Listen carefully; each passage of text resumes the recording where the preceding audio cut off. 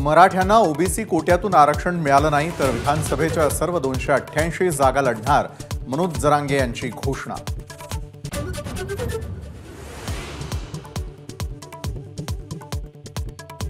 शरद पवारांच्या पक्षातला मोठा गट काँग्रेसमध्ये जाण्याच्या तयारीत, सुनील तटकरे यांचा दावा। एबीपी माझाची एक्सक्लुझिव्ह बातमी।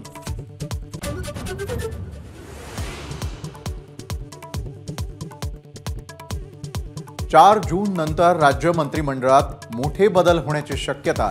काही मंत्र्यांची खाती बदलणार तर काही नव्या चेहऱ्यांना संधी देणार, सूत्रांची एबीपी माझाला माहिती।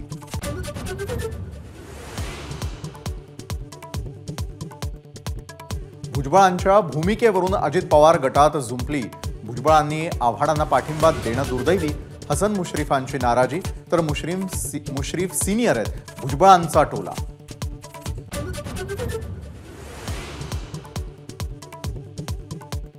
मुंबई शिक्षक मतदारसंघ निवडणुकीसाठी भाजपच्या अनिल बोरनारेंनी घेतले 2 उमेदवारी अर्ज।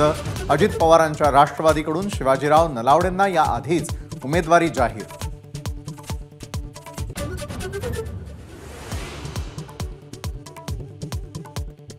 मनसे पदवीधर निवडणूक लढवण्यावर ठाम। अभिजित पानसे उद्या अर्ज भरणार, भाजपच्या भूमिकेकडे लक्ष।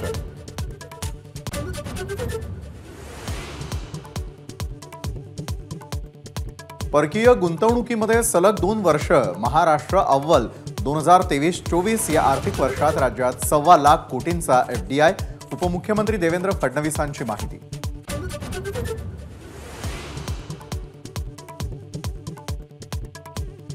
बीडच्या माजल गावामधील पाटबंधारेच्या कार्यकारी अभियंत्यांच्या लॉकरमध्ये आढळला 1,61,00,000चा मुद्देमाल। कार्यकारी अभियंता राजेश सलगरकर सध्या जामिनावर।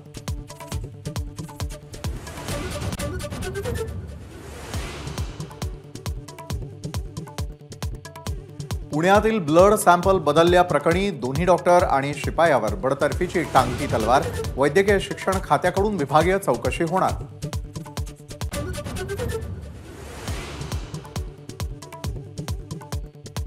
ठाणे स्थानकातील फलाट क्रमांक 5च्या रुंदीकरणाचं काम युद्धपातळीवर सुरू। माध्यमांनी जनजागृती केल्यामुळे परिस्थिती जवळपास सामान्यच।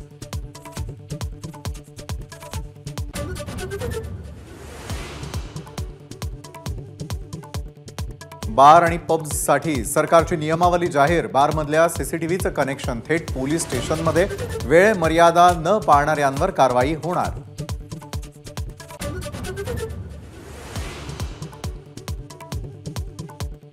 पंढरपुरातील आढळलेल्या गुप्त खोलीमध्ये विविध प्रकारच्या मूर्ती सापडल्या। मंदिर समितीच्या अध्यक्षांसह पुरातत्व विभागाकडून पाहणी।